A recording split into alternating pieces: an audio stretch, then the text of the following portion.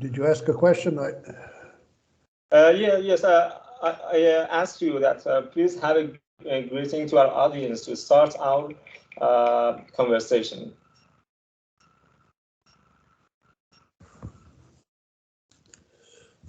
Having some trouble understanding.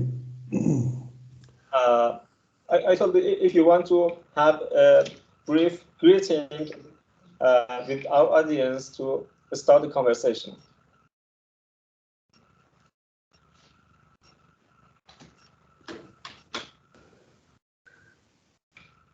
Yeah, the sound isn't coming through very well, but we just check. Let me start the first question, dear David. Let me start the first question. Okay. And Reza, my friend, had a brief introduction of you, but he was somehow surprised that how you gathered between these diverse fields, philosophy, mathematics, quantum mechanics, and economics. How did you get to economics finally? And what is the relationship between these diverse fields? Yes, well, basically, I'm a philosopher, and but I think that one needs to work on the borderland between philosophy and some specific discipline, like economics or physics. And so my first two degrees from MIT and Boston University were in philosophy. But then I got a master's degree in economics and a PhD in mathematics. And I got the PhD in mathematics because so much of modern neoclassical economics is very mathematical. And if they think you don't understand the math, then they think you don't understand at all. So I wanted to make sure that I understood the mathematics. So I got my PhD in mathematics, but I also have genuine interest in questions of logic, information theory, and so forth. So I publish in both fields. But obviously my work in economics has been the priority throughout most of my life. So your PhD in economics was aimed to better understanding of economics, yes? Yes. Well, it was basically I was interested in ethical questions, but the ethical questions are applied in economics. And even though most neoclassical economists want to avoid those questions, I tried to put them back in. And so one of my recent books is on putting jurisprudence back into economics. And let me show you here if you can see that.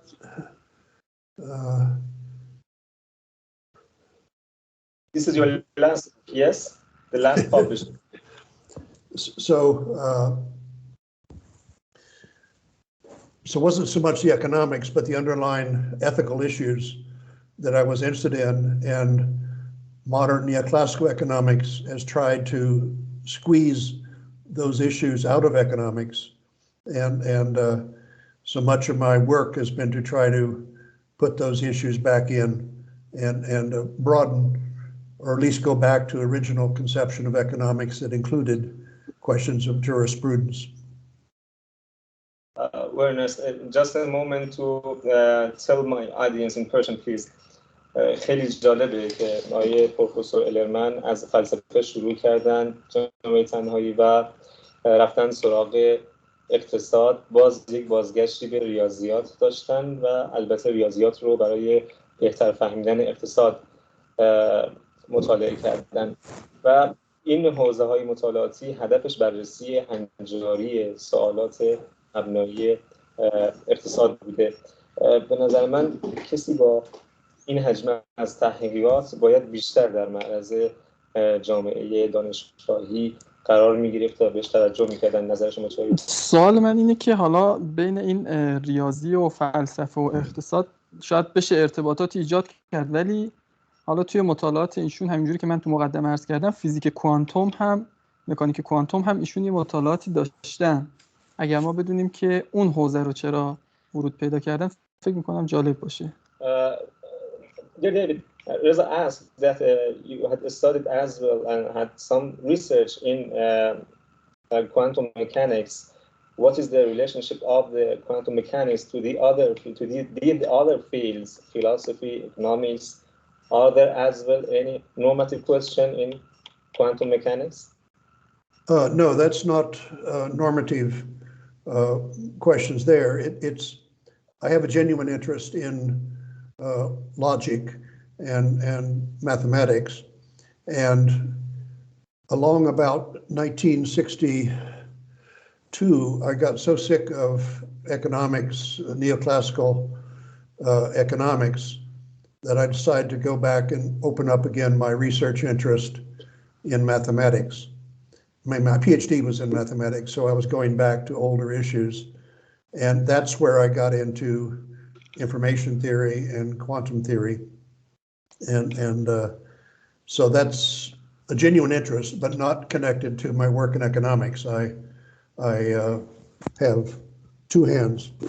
And, so work in both the hard sciences of mathematics and quantum theory and logic and information theory. I have a book that just came out in information theory, and those are separate from my original interest in economics. As an old man, I have to keep my sanity, and if you do economics too long, you get it's very frustrating. آیه تنهایی من فکر میکنم آیه پروفسور الرمن با این حجم تحقیقات و نظریات نوعی که داشتن باید بیشتر مورد توجه جامعه دانشگاهی ما قرار میگرفتن.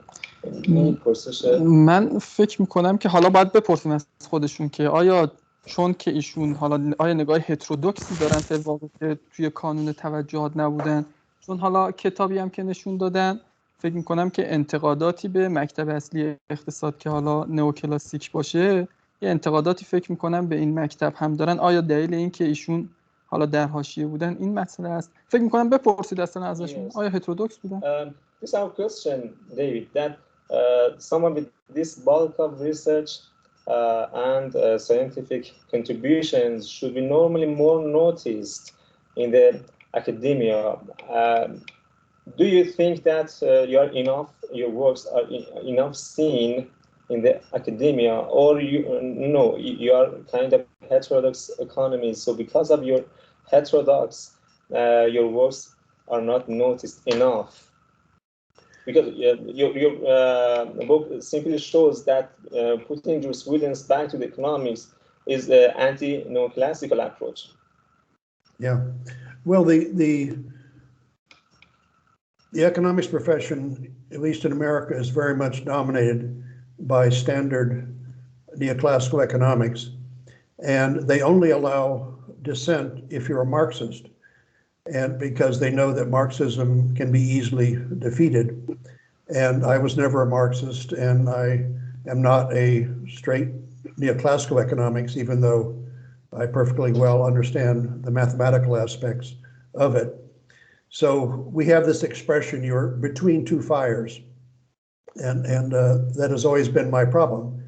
I'm not a neoclassical economist, I'm not a Marxist, and you have to be one or the other in the years in which I was trying to get a tenure in American University. And so it didn't work out. I should have not tried to be so independent and wait till I got tenure. But actually not getting tenure made my life much more interesting. And so I don't regret it now in my old age. Very nice. So how could the World Bank, it was in your job experience that you were a chief advisor to Stiglitz in the World Bank, how the World Bank could work with an anti-neoclassical economist? Does Stiglitz as well share did he share your ideas on democracy in the workplace? Well, it was a mistake. I came in through a side door or back door, if you wish, and the division chief in that division, it was the educational wing of the World Bank, and he had gone to MIT, and I went to MIT, the Massachusetts Institute of Technology. So he was going to hire me no matter what, and because we came from the same place. But many times I was asked in the World Bank, how in the world did you get inside? Because we must have made a mistake. And they did make a mistake in my case. And when Joe Stiglitz came to the World Bank, he wanted people that were very mathematically trained. And so we actually started working together because I was a mathematician and not so much because of my economic views, although we got on very well together and agreed the issues of those days, which was the late 1990s, were the issues of the socialist transition in the Soviet Union. And we had absolutely the same views on that. So that's how I got there. And I was asked many times in the bank, we must have made a mistake in letting you in. So that was. Very nice. So let's go into main discussion. من فکر میکنم که اگر یه توضیح در مورد ارتباط ایشون با استیگلیتز برای شنونده ها و بیننده های ما بدین، بعد انشالله بریم وارد بحث اصلیمون بشیم. پس مجدد ارتباط رو می‌داشت توضیح دادن اما باشه. Dear David, after your experience in the World Bank, did your cooperation with Stiglitz continue? It continued for a few years because we wrote together on the questions of the post-socialist transition. But those issues have largely diminished in recent years. And so I haven't written anything with him recently. And so that was, we're still good friends and all that. But our joint papers ended after he left the bank within a few years.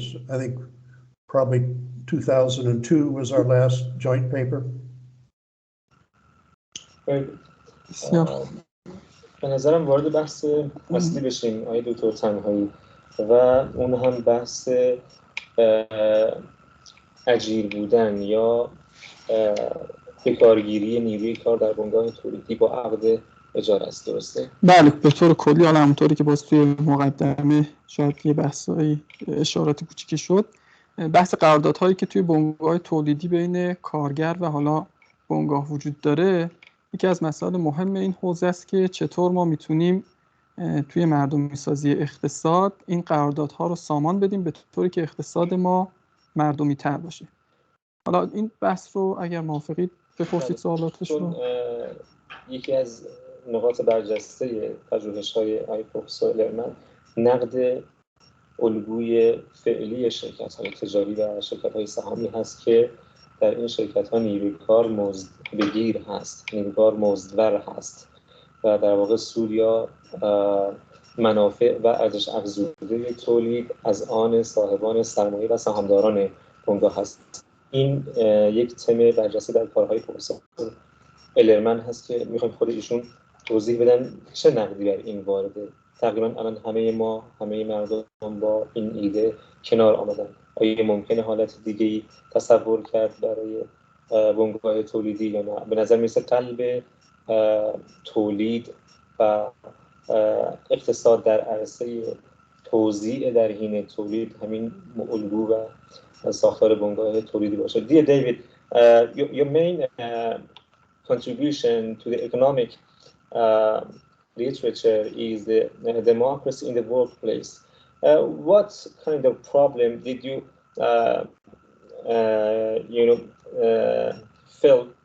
feel in the current and the contemporary corporation? What is the problem with the human rentals in the corporation? Well, the main problem in the existing system is the contract for renting of people. And when you had slavery, then you had the ownership of people, and the whole standard capitalist system is built up on the basis of renting or employing people. And so it's like a short-term version of owning another person. And so any philosophy that sees that people should not be treated as things, as a fundamental principle, would be opposed to both owning other people and renting other people. So that's the basic difference in the system. And the way to get around it is to get the type of corporation where the people that work in the corporation are the members. We usually say owners, but it should really be seen as a membership, or the citizens in the corporation are the people that work in it. So they are renting the capital instead of having the owners of the capital renting them. And we have a number of companies around the world that have switched over to that form of a democratic workplace. But that's the basic idea. And so I've developed in my theoretical work, developed the theoretical foundations of this in the idea that labor is the basis, should be the basis for property ownership. And I see that same idea coming up in Islam. And so I think there's a common basis there to talk about. Yes, آیه دکتر تنهایی، آیه پروفسور الرمن در بعضی از کارهاشون تعبیر کردن از قرارداد اجاره در بنگاه تولیدی به عنوان یک نوع بردهداری. به نظر مثل این نیاز به یک توضیحی داره و نیاز به استدلال داره، درسته؟ فکر میکنم همینطوریه، چون برای من جالبه که یک کسی توی غرب در مورد به هر حال اون الگوی رابطه کارگر و کارفرما توی غرب مرسوم هست بیاد از تعبیر بردهداری استفاده بکنه. و حالا اینکه چطور عقد اجاره توی بنگاه اقتصادی رو ایشون بردهداری میدونن، اگر که موافقین یه مقداری بیشتر روی این صحبت بکنیم باهاشون، ببینیم که منطق این قصه چیه که ایشون این رو بردهداری میدونن. Could you please, David, more contemplate on your argument about the negation of human rentals in the workplace? In the title of your book is No Abolitionism. What is the relationship between abolitionism and the human rentals in the workplace that is common now? What is the core of your argument, the core point of your argument? Well, the slavery as it existed was not based on a voluntary contract, and that's usually taken as the characteristic of it. But in fact, if you look at the intellectual history of slavery thought, it was always interpreted as being a voluntary contract. And when slavery was finally abolished in certainly the United States with the Civil War, they abolished also the voluntary contract to sell all your labor at once. And instead, they substituted the contract to rent you rather than own you. And so when you rent something, you don't buy all its services, you buy its services for a certain amount of time. When you rent a car, you buy the services of the car for 2 or 3 days. You rent an apartment, you buy the services of the apartment for a few months. So what we really have today differs from slavery in 2 ways. One, it is voluntary, and number 2, it is the rental contract instead of the buying and selling contract. And even in slavery, there was no need to actually own anything than the slave's labor. That was obviously what they were interested in. So what we have now is a part-time system where you only rent people, and that is the employment contract, or what I call the human rental contract, to make people sort of wake up to its nature.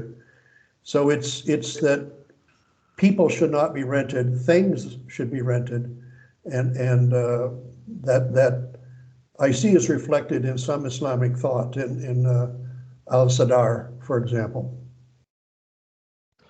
در واقع آیه دکتر الرمن اهمیت رو در ساختار بنگاه تولیدی و در ساختار تولید میخوان به نیروی کار بدن و ما هم شواهدی در اقتصاد اسلامی در این خصوص داریم. حالا اگه شما خاطرتون هست شما اشاره بفرمایید.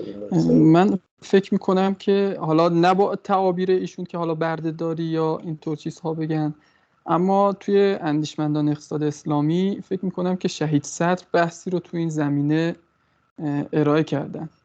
ایشون خب وقتی که توی حالا هم کتاب اقتصادنا و هم کتاب اسلام راهبر زندگی بحث میکنن در مورد اینکه به هر حال مالکیت اون ثروت ایجاد شده با چه کسی خواهد بود، اونجا میان میگن که توی تولید ابتدایی یا کار هست که تولید رو ایجاد میکنه یا طبیعت، و اون ارزش نهایی ترکیبی است، فرایند ترکیبی این دو هست.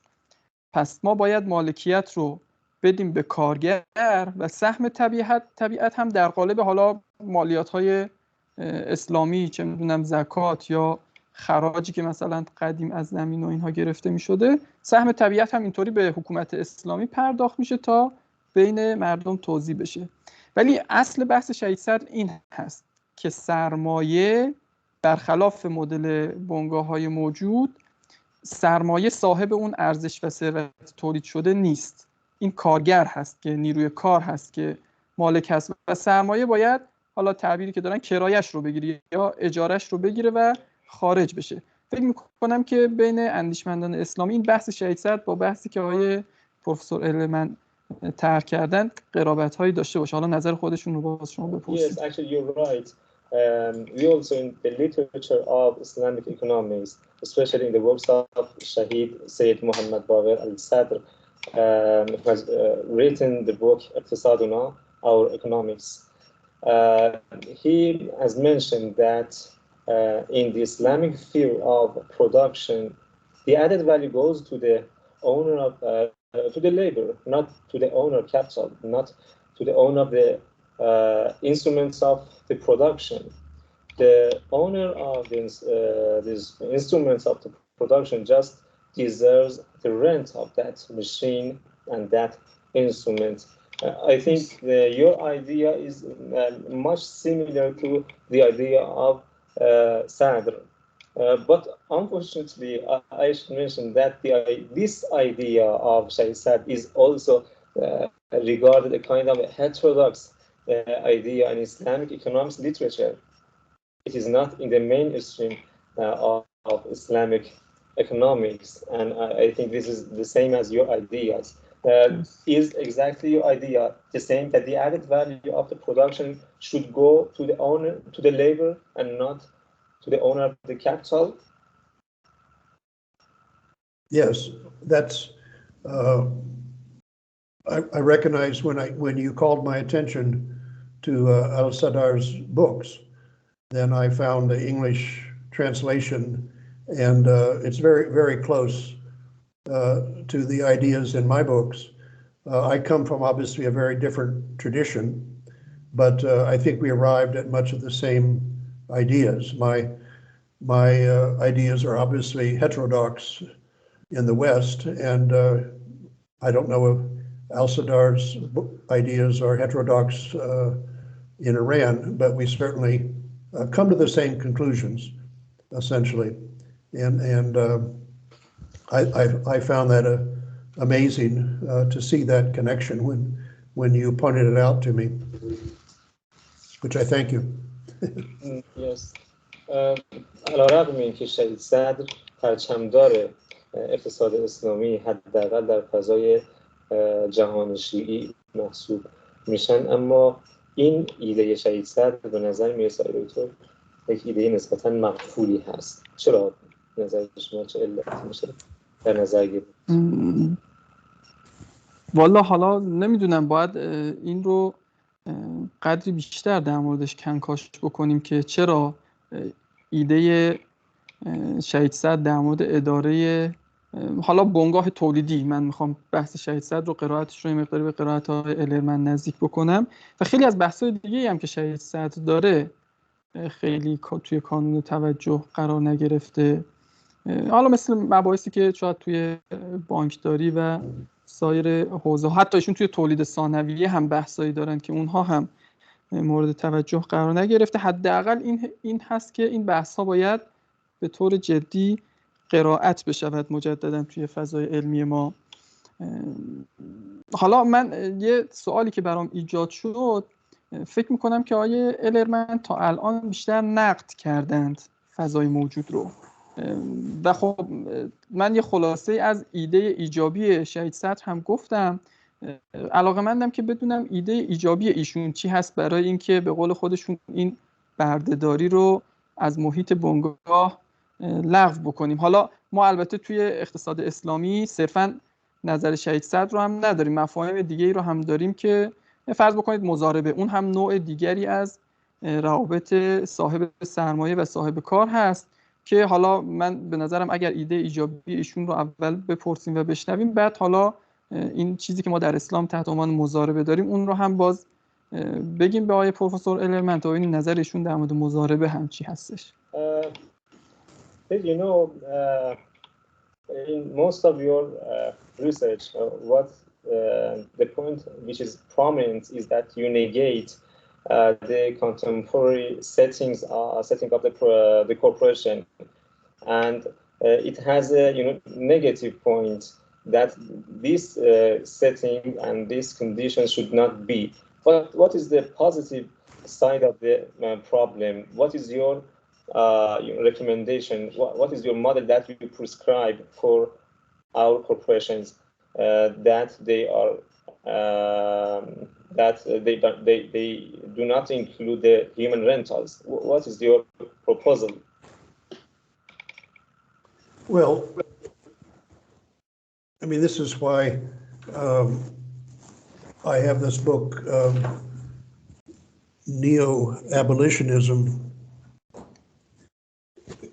here, which we have abolished the ownership of other people, and so the idea is to abolish the renting of other people as well, so that the people in an enterprise are always the owners or the members of the enterprise. But it's difficult to change something like this overnight. So it's something that takes time, it takes experimentation.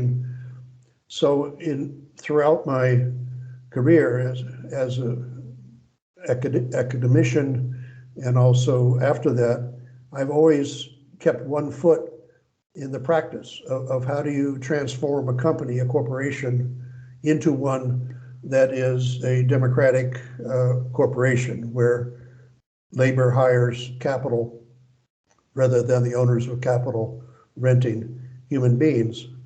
And so that is what I'm involved with now as well.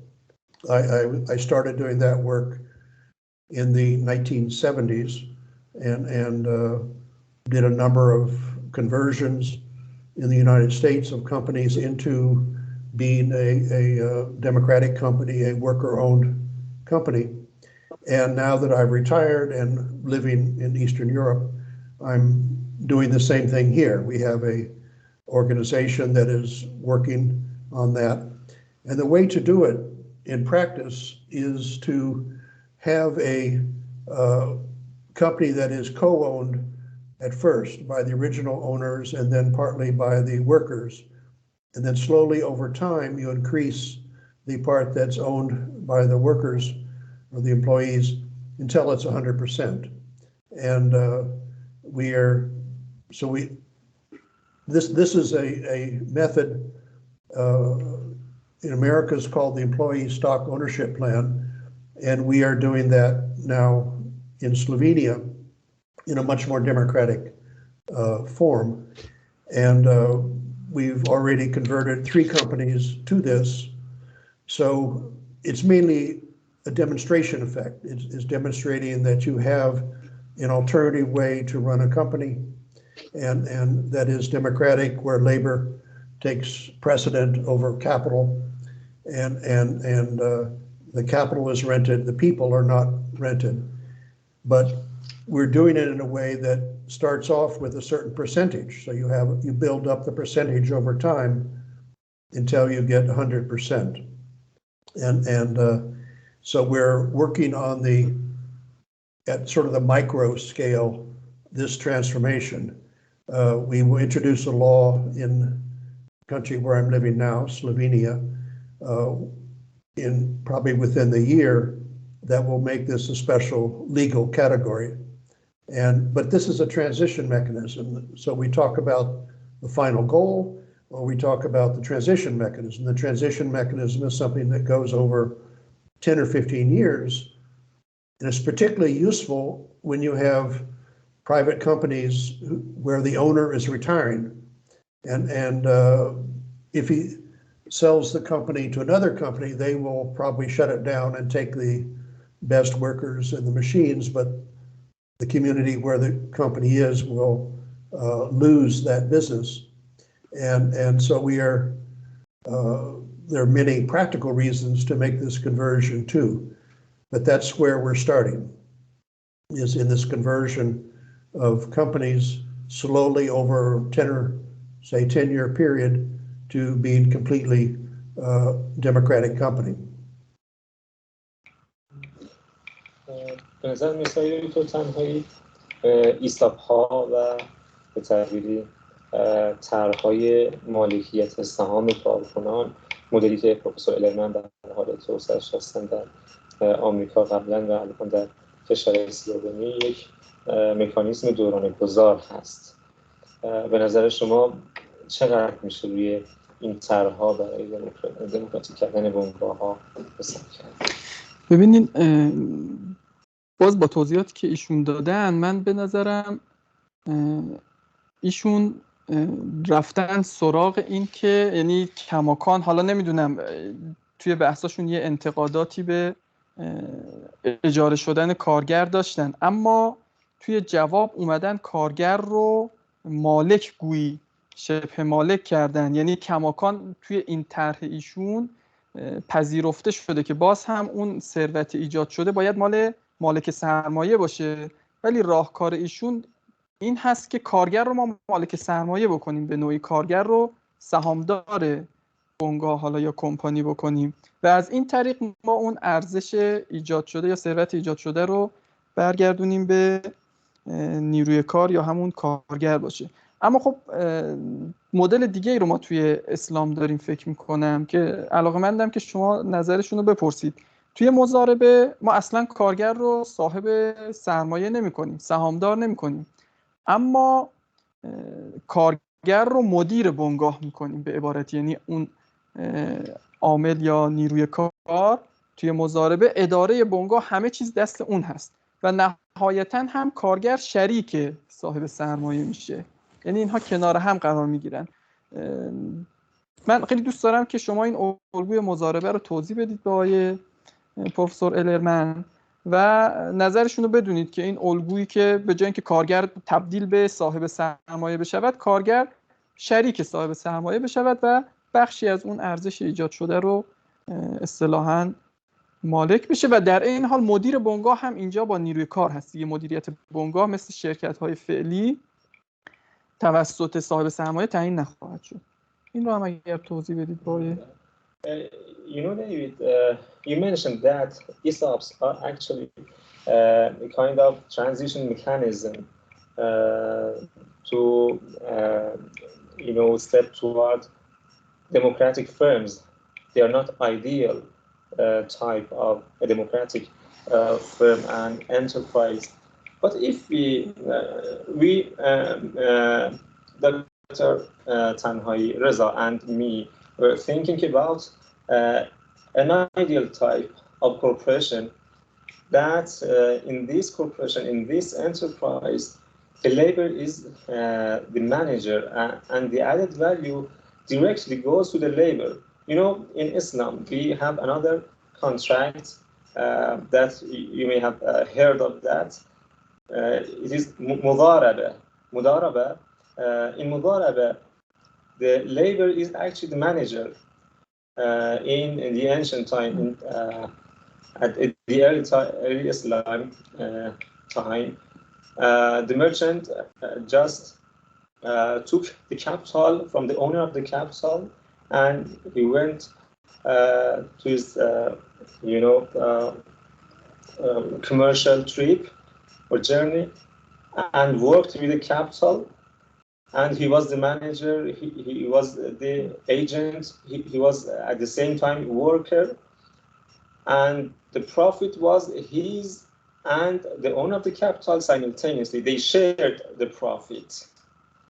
But the main role here goes to the labor, which is at the same time the manager of the enterprise. This is the actually mudaraba in Islam. But in ESOPs or in the other cooperatives that we have in the economic literature, the worker will benefit from the share of from the profit of his shares as the owner of the capital. Yes. This benefit does not directly goes to the labor. This is the difference between the cooperatives, which include ESOPs, and that mudaraba institution or contract that we had in traditional in Islam. Yeah, I'm somewhat aware of that distinction. In the ESOP, see, the cooperative is usually 100%, and the ESOP is a mechanism to increase the, as it were, cooperative ownership of the company in the name of all the workers. And so it is what I think in Islam is called a diminishing partnership, one in which the capital is slowly turned into a rented factor rather than a participating factor. And I think you have both types of partnerships, one capital with labor and one where labor eventually buys down the share of capital. So capital simply becomes a rented factor, not a factor sharing in the profits. So the ESOP is essentially like that. It's like a diminishing partnership where over 10 or 15 years, the company becomes a labor-owned company, but it starts out as more of a partnership with capital.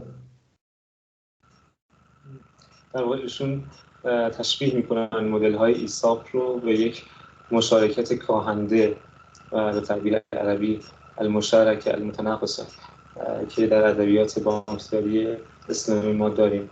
ولی باز هم این مشارکت کاهنده شرکت و مشارکت بین دو طرف هست که هر دو طرف صاحب سرمایه اند و ایده اصلی ما اون چیزی که ما به دنبالش هستیم اینه که در مشارکت نیروی کار و سرمایه ابتداءً نیروی کار صاحب یک بخشی از ارزش افزوده و منفعت تولید بشه. در این حال خب ایشون تأکید دارن که این مدل‌های دوران گذار هستند.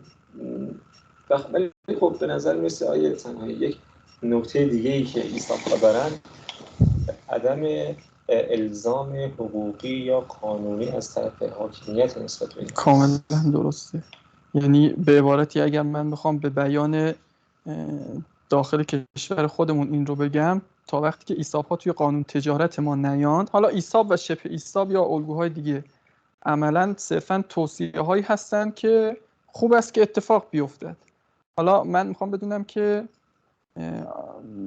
ایشون ایده‌ای دارن برای اینکه این ایساپ‌ها رو ما از این توصیه‌های اخلاقی صرف، حالا ایساپ به عنوان الگویی که مورد نظر ایشون هست، خارج بکنیم و سازوکاری بتونیم تعریف بکنیم که سیاستگزار بتواند اینها رو اصطلاحاً توی روابط حقوقی یا سیاست‌های حقوقی کشورها بیاره. این رو اگر باز شما ازشون بپرسید ببینیم که نظرشون چی است تو این زمینه، ایده‌ای دارن؟ David, it seems that ESOPs are a kind of moral proposal for the firms, just those firms who are interested in this model.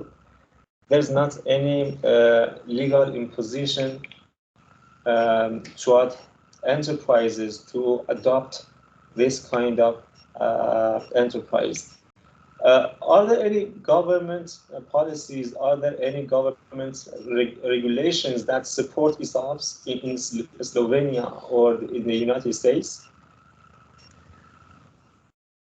Well, in the United States, there's very strong legislation supporting the ESOP, and they get a number of tax breaks and special provisions, so that ESOPs were really originally legislated in 1976, and then additions were changed, added to the law, more and more incentives. So today, there's something like 7,000 ESOPs in the United States. They're all not by no means 100%. These are various different percentages of the ownership of the firm. But in terms of the workforce, it's 10% of the American workforce work in companies that have some ESOP, some partial employee ownership. And some big firms have 100% employee ownership. In Slovenia, we don't yet have passed the legislation necessary to make this a separate legal category. But nevertheless, we are converting firms just using the legal machinery that is available. We don't get all the tax breaks in that way, but we've already converted 3 firms to ESOPs just this last year, our first year of operation in Slovenia. And these are firms of about 100 people, usually in computer software, something like that. And we have 5 firms that we're working on now for this year. So it can be done without special legislation, but you have to fit it into the laws of the country. And we fit it into the laws of Slovenia. And so we have, for example, in America, the ESOP is a separate trust, separate from the company. And unfortunately, that doesn't give much of a role for the workers because it's run by a trustee, as if they were children. So in the Slovene version, the trust is replaced by a worker cooperative. And so if you have the legal form of a worker cooperative and you have the legal form of a corporation, then you could have the cooperative own a certain percentage of the corporation, and that percentage will increase over time until you have 100%. And so we have three companies already in 1 year, our first year of operation in my institute, nonprofit institute here in Slovenia. And we have 5 companies lined up for next year. So I think there's no need for special legislation. You can probably do it within existing legal forms, which I don't know about in Iran, but certainly eventually you should have special legislation that gives it a tax benefit and makes it easier to do, gives you more legal certainty. بازم جالبه که بدون حمایت‌های دولتی و قوانینی که دولت‌ها بگذارن حداقل در اسلوونی، اینها تونستن بعضی از شرکت‌ها رو ترغیب بکنن به سمت اتخاذ الگوی ایساپ. خب البته در ایالات متحده گفتن که معافیت مالیاتی کمک کننده است.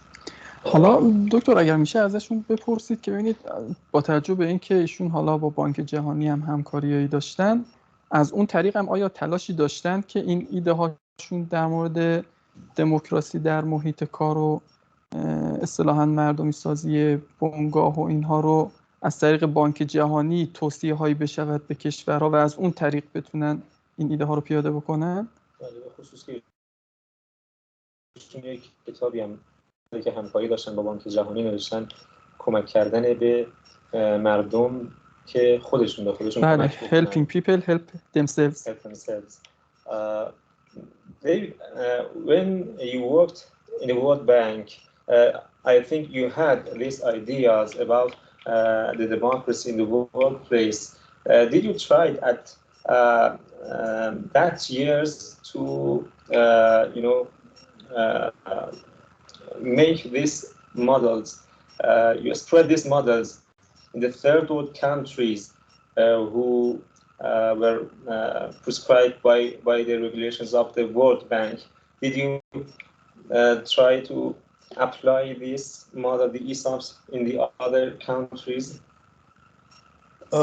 Well, I tried, but the World Bank was not in favor of it. They wanted to do what was called voucher privatization, where you give everybody a voucher to buy shares on the stock market. So they wanted to put everything on the stock market. And of course, these markets were very poorly developed. So they were soon taken over by oligarchs. And so you have a very undemocratic system now in most of the previously socialist countries, where very big oligarchs control the government and control a lot of industry. There were attempts to do this sort of democratic ownership in Poland and even originally in Russia, but the World Bank was against it. And so I was a pariah in the World Bank, as long as I had a boss that I was never a standard member of the World Bank. I was always on a 2-year or 3-year contract. But my original division chief, who was also from MIT, gave me contracts, and then I worked for Joseph Stiglitz, and he gave me contracts. So I was able to stay in the bank, even though I was not able to convince the World Bank that this would have been a good method of privatization. It would have been much better method of privatization than having oligarchs creating this oligarchy system that we have in Russia now and in most of the countries. So it was a historical opportunity that was missed, but that was, I tried, and obviously not very successfully. خب بالاخره این راحتی ها، این ایده ها در فضای جریان قالب اقتصاد پذیرفته نمیشه و طبیعی هست. من انتظار دارم که این سیستم مرسومی که بانک جهانی وامهاش رو منوط میکنه به یک سری اصلاحات، خب ایشون انشالله بتونن اونجا از این طریق که خب ما خیلی خاطره خوشی هم نداریم از این مدل وامها، بتونن حداقل برای کشورهای کمتر توسعه یافته ایده های جدیدی که ظاهرا ایده های مقبول تری هست اینها رو هم پیاده بکنن. میشه در واقع پرسید ازشون که چند درصد از اون ایده هایی که در اون کتاب کمک به فقیران برای کمک کردن به خودشون مطرح کردن تونستن این ایده ها رو در فضای بانک جهانی پیاده سازی بکنن؟ خوبه، آره موافقم.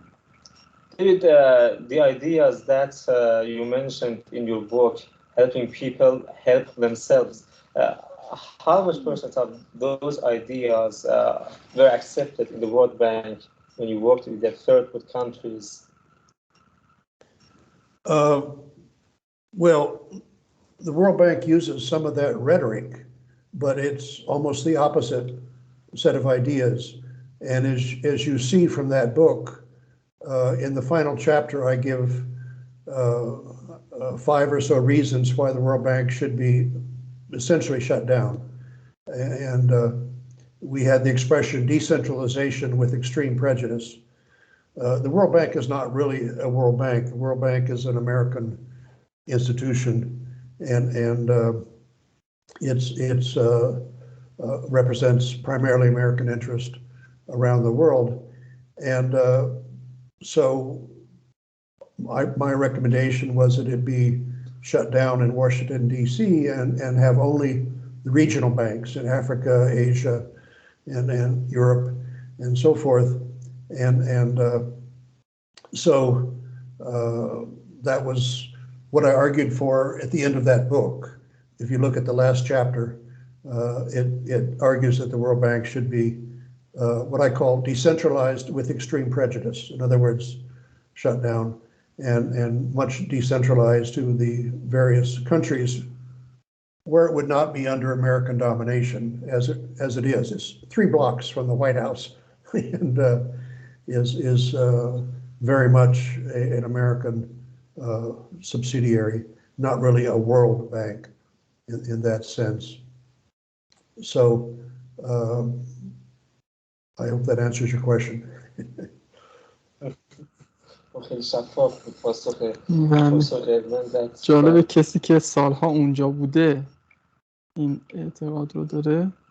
بله و به وضوح ایشون میگن که باید بانک جهانی جمع بشه و خب این واقعا دلالت‌های خوبی داره برای ما که در دانشکده‌های اقتصاد از نگاه مثبتی به این نهادهای پولی بانکی بین‌الملل داریم. به نظرم خوب آقای دکتر که به حال کسانی مثل آقای الرمن که سالها اونجا بودند و حتما کسان دیگری هم مثلشون چنین اعتقادی رو دارند، خوبه ما حرفای اینها رو هم بشنویم حداقل توی فضای آکادمیک کشور که اینقدر به هر حال توصیه‌های بانک جهانی رو یا نگاه مثبتی که بعضن توی برخی محافل آکادمیک توی کشورها وجود داره یه مقدار اینها قبحش بشکنه، حداقل جرأت نقد رو به خودشون بدن. ما نمیگیم همش رو هم بگیم غلطه، ولی حداقل جرأت نقد رو به خودشون بدن. که فرمایش شما متینه. در واقع ما از این نشست هم همچنین هدفی رو دنبال می‌کنیم. خب ایده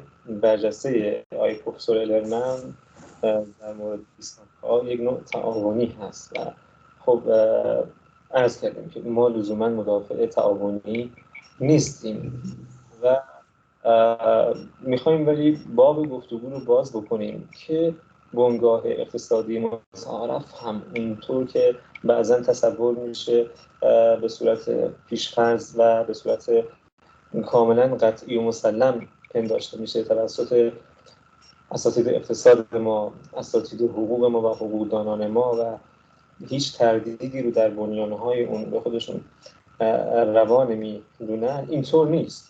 همین بنگاه متعارف نقدهای جدی علیهش وجود داره، منتها خب اینها در حاشیه هستن، این صداها شنیده نمیشه. و الا ما هم در این جلسه قصدمون تبیین و توجیه یا دفاع از الگوی تعاونی نیست. با نکاتی که از شهید صدر شما فرمودید و بحث کردیم مشخص میشه که میشه به مدل جایگزینی از بنگاه تولیدی دست پیدا کرد و اگر این اتفاق بیفته به تعبیری شاید هسته سخت قانون تجارت ما عوض میشه و تغییر خواهد کرد. نظر میرسه این تلاش هایی که در طی چند دهه اخیر هم بعد از انقلاب ما داشتیم برای ارائه یک قانون تجارت اسلامی و تلاش های قرینه به توفیقی نبوده، یک ریشش این باشه که ما هنوز اون بنگاه تجاری جریان غالب رو نتونستیم واکاوی بکنیم و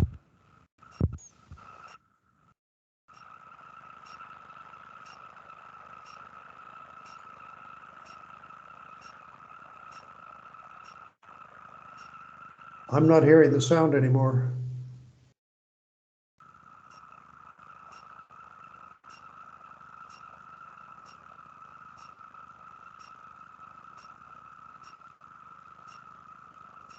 I don't get any sound.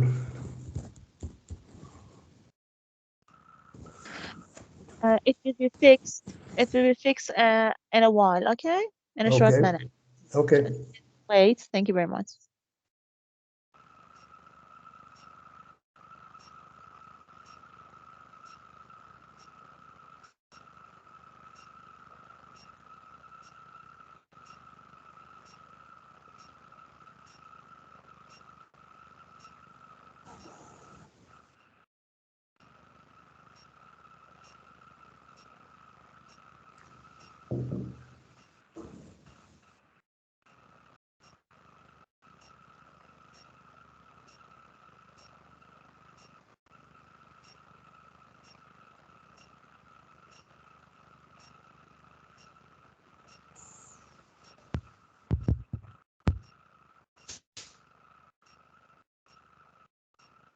Mr. Ellerman.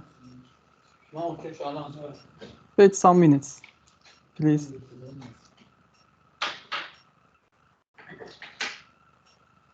Problem solved.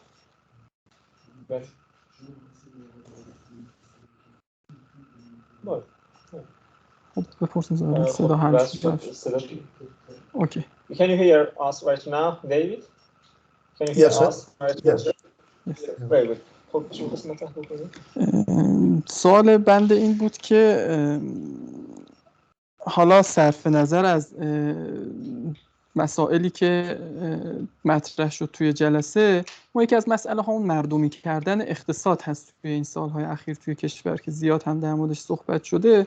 خب طبیعتاً بخشی از اقتصاد در محیط کار و در بنگاه رقم میخوره، اما خب ما حوزه های دیگه‌ای هم برای مردمی کردن اقتصاد داریم. میخوام بدونم که از نظر ایشون این اهمیت اصطلاحاً دموکراسی در محیط کار یا مردمی کردن بنگاه جایگاهش توی اون پازل بزرگتر و کلانتر دموکراتیک کردن اقتصاد جایگاهش چقدر هست و چقدر از اون رو میتونه پوشش بده؟ You know, David, the economic democracy in the sphere of intellectual sphere of our country is very, very hot nowadays, and the state tries to seek for some solutions to democratize the economy, but unfortunately we lack the models. But we expect so much from democratic democracy in the economies, and we see it very widespread.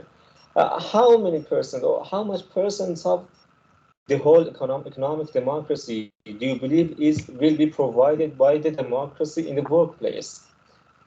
This is the importance. Maybe you believe that the importance of democracy in the workplace is so much that may involve much of democracy in the whole economy.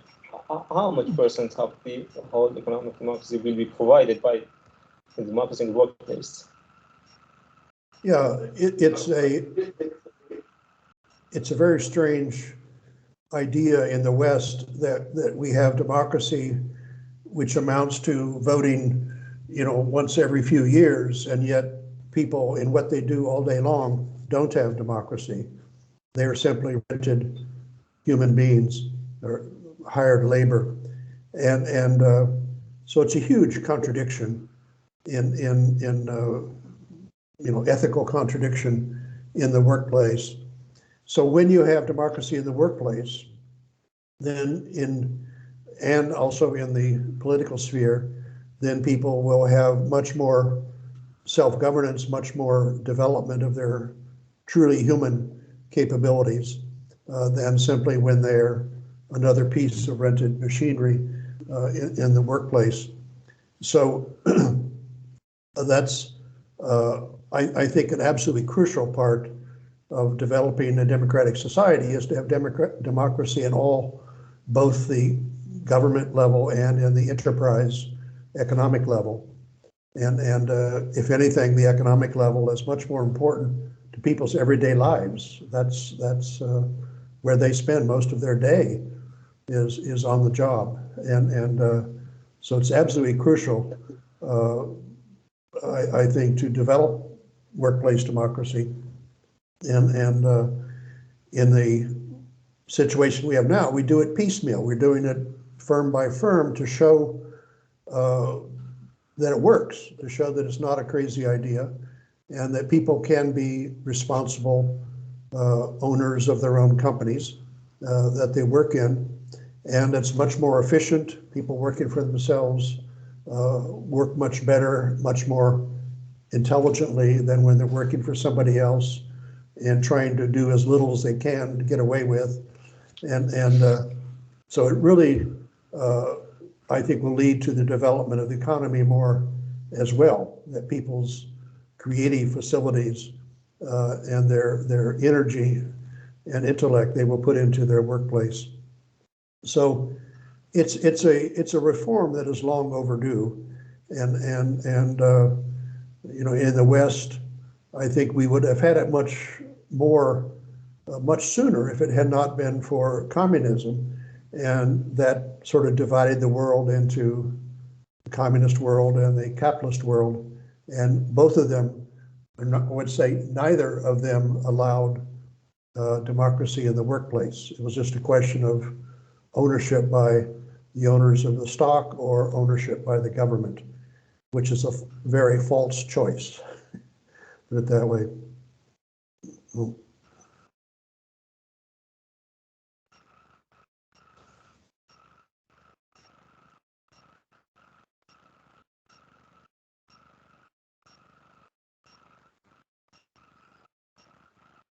I'm not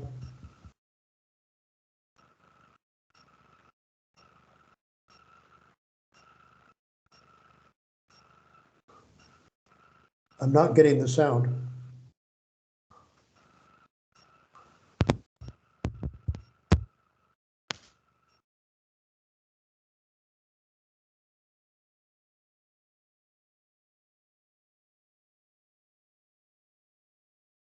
شروع شد شما wait a moment, حرفتون please. دوباره از اول بگین. یه سوال آخره دیگه. آره سال آخر دیگه. صدا دارن. این سوال نیست. شما سوال دارید؟ نه من سوال اوکی. می‌دونید اینطور شاید در واقع اهمیت دموکراسی در فضای کار و در بنگاه تولیدی در نگاه پروفسور من از این حیث باشه که در سایر عرصه‌های اقتصاد، در اقتصادهای صنعتی یا پیشرفته غربی، دولت خیلی حضور گسترده و پررنگی نداره. لذا اگر یک عامل باقی مونده چه بسا به عنوان دموکراسی در فضای بنگاه رو بتونن تصحیح بکنن، بخش زیادی از اون مردمی سازی که خب ما نیازهای خیلی بیشتری برای حرکت به سمتش داریم رو برآورده بکنن. ولی خب در فضای اقتصاد ما به خاطر حضور گسترده دولت در بخش‌های مختلف مردمی سازی معانی خیلی متنوع و متکثری داره. یعنی اصطلاحاً مردمی سازی اقتصاد، شاید فهم ما مردمی سازی اقتصاد کلان هست وقتی میگیم اقتصاد، این اقتصاد مردمی یه تعبیر اقتصاد کلانی ازش برداشت میکنیم، ولی ظاهراً اونها یک تعبیر اقتصاد خردی از اصطلاحاً حالا مردمی سازی اقتصادی یا دموکراتیک کردن اقتصاد، یک برداشت اقتصاد خردی از این قصه دارن. You know, it was about our last question, that what is the importance and vitality of democracy in the workplace. I told Reza that yes, it is important and crucial in the Western economies, but the case of Iranian economy is kind of different. You know, our economy is much state-run, and so the democracy in the workplace is a relatively, maybe a little problem in comparison with the other problems that we have in the whole economy. You know, many institutions, many economic sectors are state-run. The universities, the schools, the medical sector, you know, every other part of the economic system are state-run. So the corporations may take a little share in the whole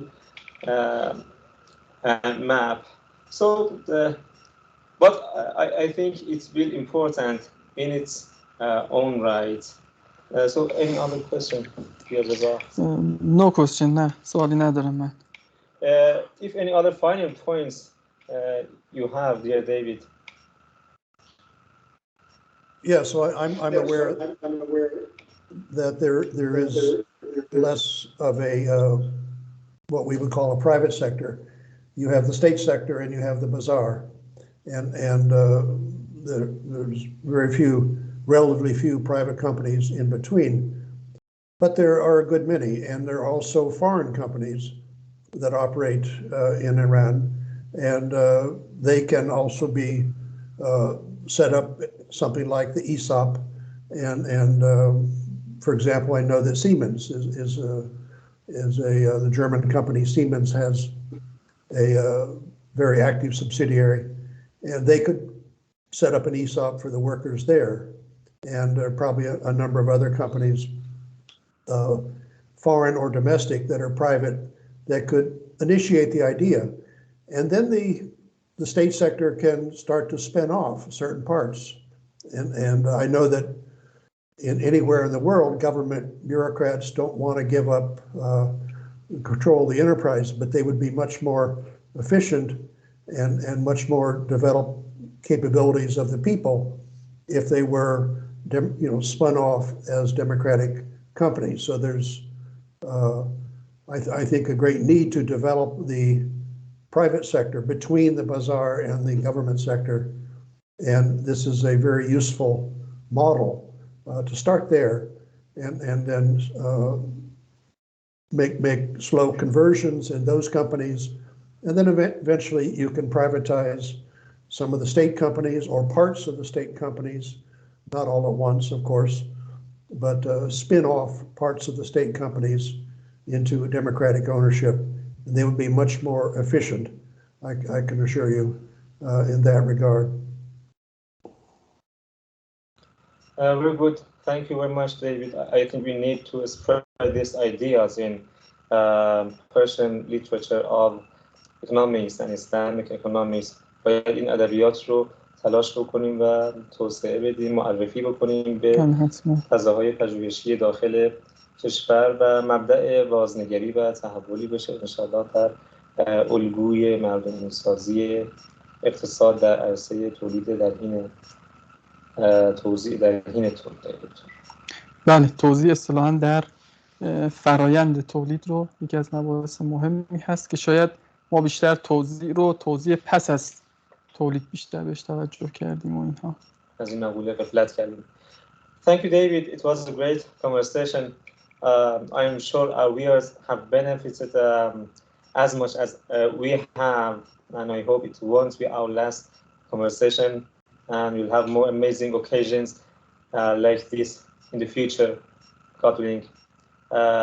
Our viewers and I wish you good luck. Yes, well, thank you. It's been my privilege, and we can talk anytime.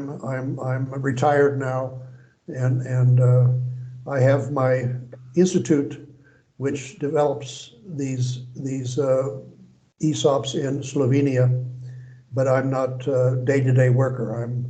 I'm taking care of myself as an old man, writing books and writing articles, and I hope that we can meet many times again. I wish you good luck. امیدواریم بعضی از این ادبیات رو بتونیم ترجمه بکنیم به زبان فارسی و در معرض خوانندگان فارسی زبان قرار بدیم. Thank you very much. We hope to translate some of your works, books or articles and to introduce them to the Persian audience, inshallah. Have a good day, dear David. We hope that we'll see you again very soon. Thank you. Inshallah.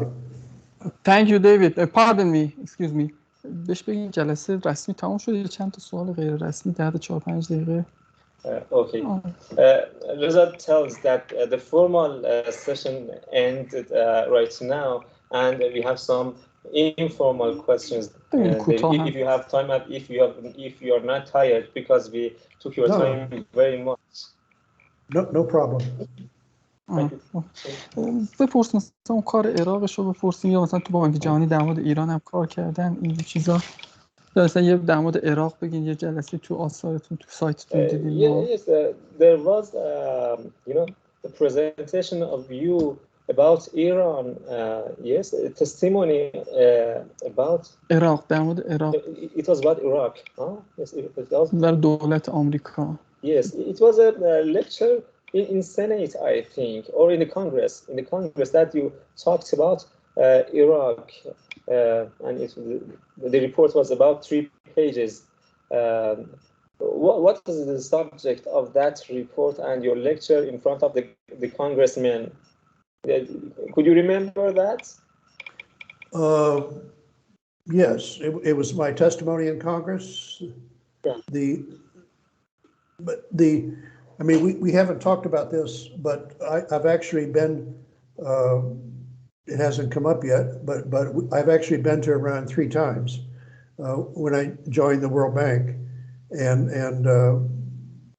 ran a seminar in Tehran, and it was in the 1994, I think 95, and it was on these same issues of developing the private sector, and it wasn't about worker ownership or economic democracy. It was about the World Bank just trying to develop more of the private sector. And so I met a number of people then, and I thoroughly enjoyed my time in Iran. And but eventually the American government didn't want the World Bank to do any more projects in Iran, and because of the conflicts between the American government and Iran. So my involvement then stopped. So after 1995, I think I had no more business in Iran, and so I might have mentioned it in my talks in Congress, the American Congress, but otherwise my work was mostly in the post-socialist countries, but I have been to Iran. I have been to Isfahan and took a tour of the country in the early 90s, 1993, 94, I think, and thoroughly enjoyed myself. But that stopped when the American government decided that the World Bank should not do any more business with Iran. And so since Iran was paid up in the World Bank, they reduced the World Bank's involvement down to one small project, but that was the problem. The World Bank is basically a tool of the American government, and so my visits to Iran were very short and very limited,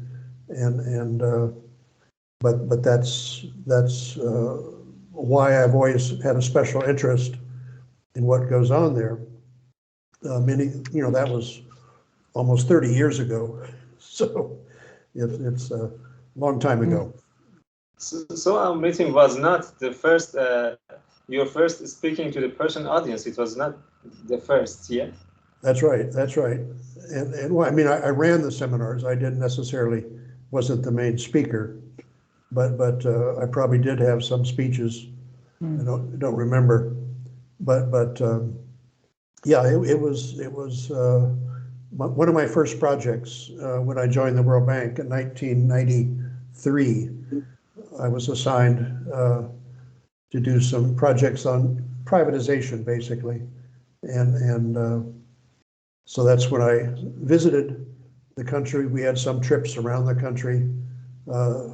We visited, as I said, Isfahan, even Qom. I think I visited Qom as well, and so it's a lovely, lovely country, and I was, I could only do what the World Bank wanted me to do at that time. So now I'm free, and wrote a book calling for the World Bank to be shut down, helping people help themselves. If you read the last chapter, you'll see it. It says the World Bank is not really a world bank; it's an American bank, and it's not really helping the people in these countries. It's trying to impose an American model, and which I did not support. So I'm now living in East Europe full time. I don't know when I will ever go back to America, even though I have, children, grandchildren, but I'm getting old, and it's hard to travel when you have this pandemic going on, and so I'm now living in East Europe, in Slovenia, full time, and I have my own institute now. I can send you the link to the website. So we're converting companies now in Slovenia to worker ownership, and using a model that can be used in any country that has corporate law and cooperative law. So it's much better model than the American model.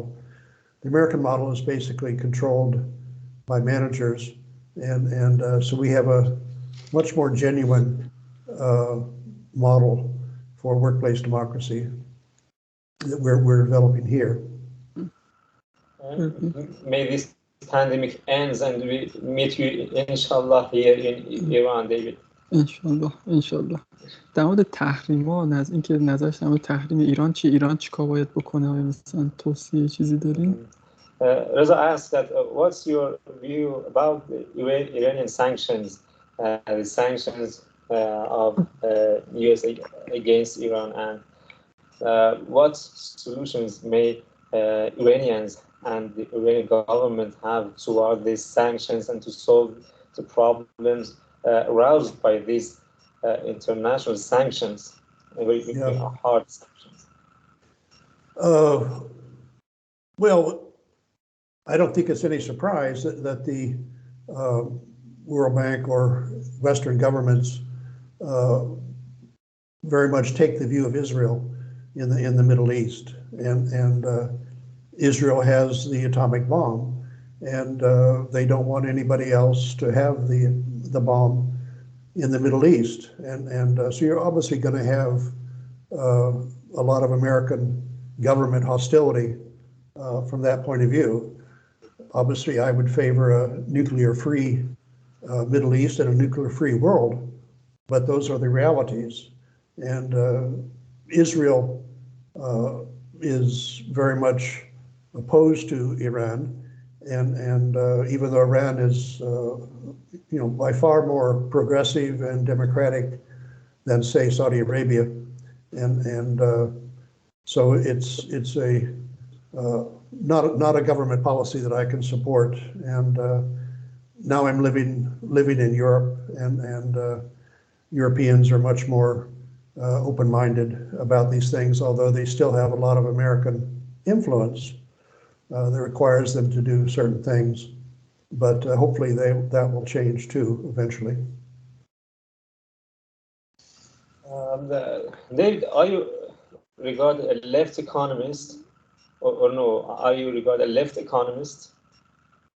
Well, I think in the usual, I'm anti-Marxist, but left-wing in a more democratic sense, and the books I've been publishing were trying to bring issues of jurisprudence back into economics, so to broaden it out, and economics treats human beings as simply another rentable item, that the whole employment relationship is the renting of a human being, or hiring, employing, whatever word you use, but treating human beings as things. And the whole economics profession has just become so used to that that you're treated like a heretic to say, human beings are fundamentally different than things you should be renting, houses, land, mules, donkeys, but not human beings. And yet that's the basis for the whole system. So I'm treated as a pariah.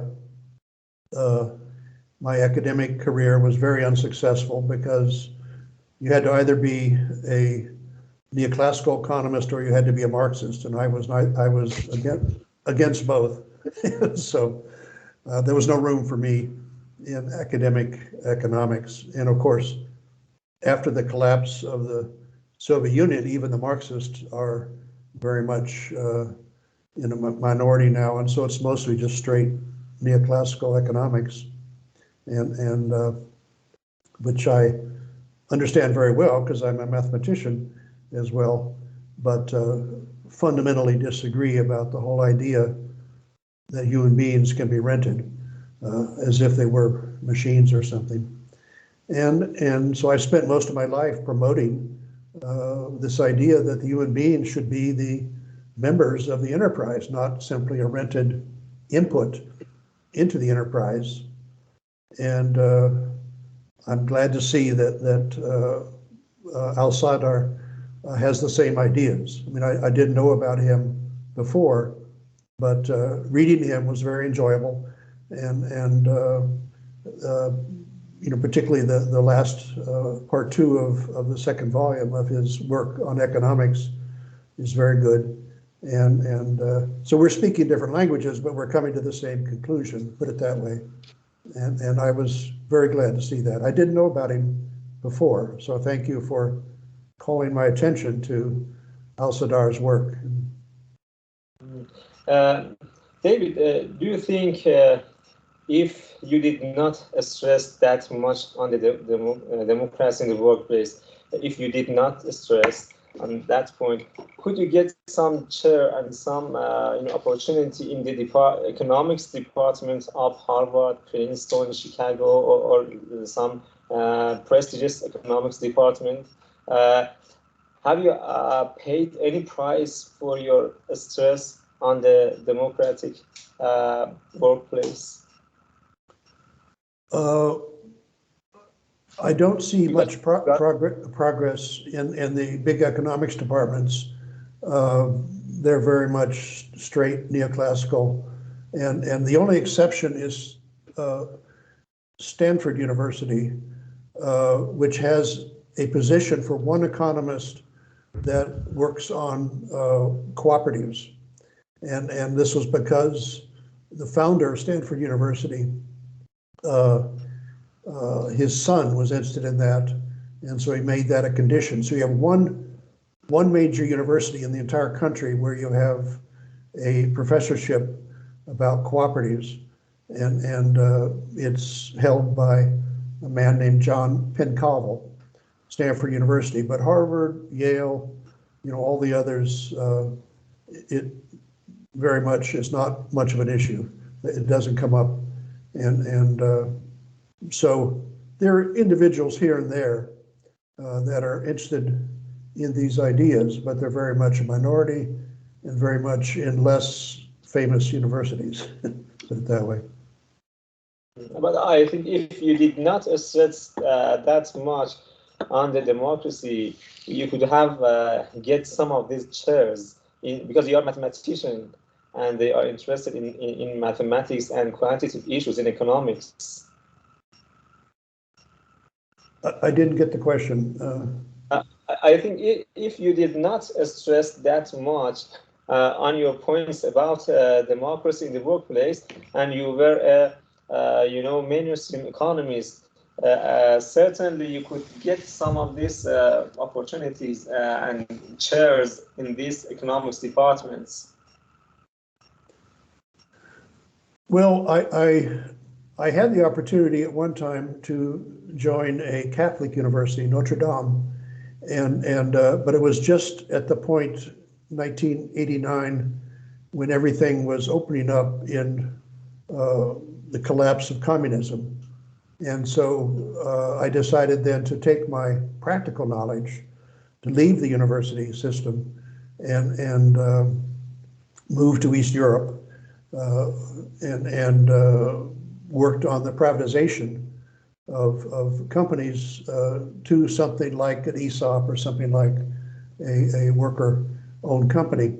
And so I founded a company here in Slovenia, which I'm no longer part of. But that was why I left academia to work in a practical way, to be a business person and to run a business and so forth. And that was not successful. The Western authorities wanted to cut all connections between the workers and the ownership by distributing these vouchers to everybody, and so they won the battle, and the World Bank was fully behind that, and so when I got a offer to join the World Bank through a back door, as it were, I took it, and so I spent the next 10 years fighting for these issues inside the World Bank, very unsuccessfully. More than many times I was asked, how in the world did you get in the World Bank? you don't have the right ideas to be in the World Bank, and I, which is perfectly true. but I came in through a back door. And when I finally retired, I wrote the book calling for the World Bank to be shut down because it's pretty hopeless, and that was not well received by the World Bank, but I think that's still a policy I would support. نه فقط کسی دیگه رو هم جز خودشون حالا به جز گونزا میشناسن که تو این حوزه اکونومیک دموکراسی. آره صرفا نه ورک پلیس، کلا صرفا محدود به ورک پلیس نشه. آره کسی دیگه Do you know any other academics like yourself who work on the economic democracy, David? Not just in the workplace. No, talk generally about economic democracy who work on the subject. Well, the center for doing this is at Rutgers University in New Jersey. There is a center that is where people interested in this idea are collected together. What's it called? Some sort of an institute on labor, and I can certainly put you in touch with those people. So that's there are two conferences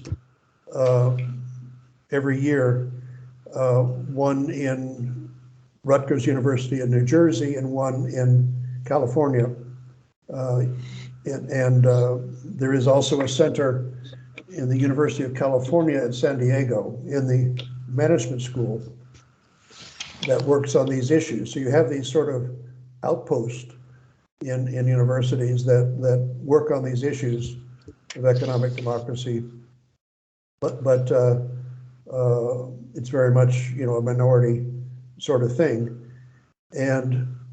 but there are scholars around the country who work on these issues. Not so much at the major universities, but they are interested in it. And the ESOP movement in America, even though it's not really very democratic, in the sense that the ESOP people don't vote directly in their company, even though they may have 100% employee ownership, they have to go through a trustee, and the trustee, of course, listens to management much more than to the workers. And so you have these 7,000 companies across the United States that have partial employee ownership. And there's probably something like 500, 700 that are 100% employee ownership, but it's not particularly a democratic thing. It's sort of, you work through this trust, and the trust answers mostly to management. And so in the employee ownership we're doing here in Slovenia, we don't have the same trust structure. We have essentially a worker cooperative, and so all the workers are members of that cooperative, and then they own jointly a certain percentage of the company. And when that percentage gets to be 100%, then you can convert it to a worker cooperative if you want. The main worker cooperatives in the world are at the Mondragon system in Spain. I don't know if you've heard of that. In the Basque country of Spain, northern Spain, it's called Mondragon. And that is the best model we have. I mean, it's, as anything in this world, it is degenerating in various ways, but it's still the best model. And so what we're using here is something when the worker ownership gets to be 100%, then you can convert the cooperative to a Mondragon type of worker cooperative. And that, by the way, was basically set up by a priest, by a Catholic priest, who for religious reasons said that labor should hire capital and not have capital hire labor. And so that principle is carried on throughout the Mondragon system. It's about 90 or so companies, very advanced technology companies. Some of the technology leaders in all of Europe are in Mondragon. And so it's been a very successful system, and that's sort of our what we look to as a very good structure to use. And how do you have transitional structures that will slowly, over 10 years or something, convert into that sort of a democratic company? Thank you very much, Okay. David. Thank you, David. Thank you, David. It was a great conversation for me. We took very much your time, and I think you may be bored. It's more than 2 hours that we started the conversation. I wish you good luck, and inshallah we have a second occasion to discuss these topics again. Inshallah. Have a Yes. good day, dear David. Yes, that would be good. Thank you very much, Ansala. Thank you very much. Have a good day. Thank you. Goodbye. Thank you. اینجا باید بگم.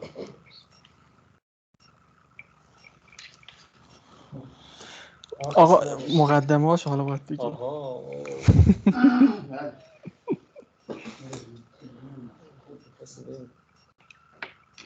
استراحت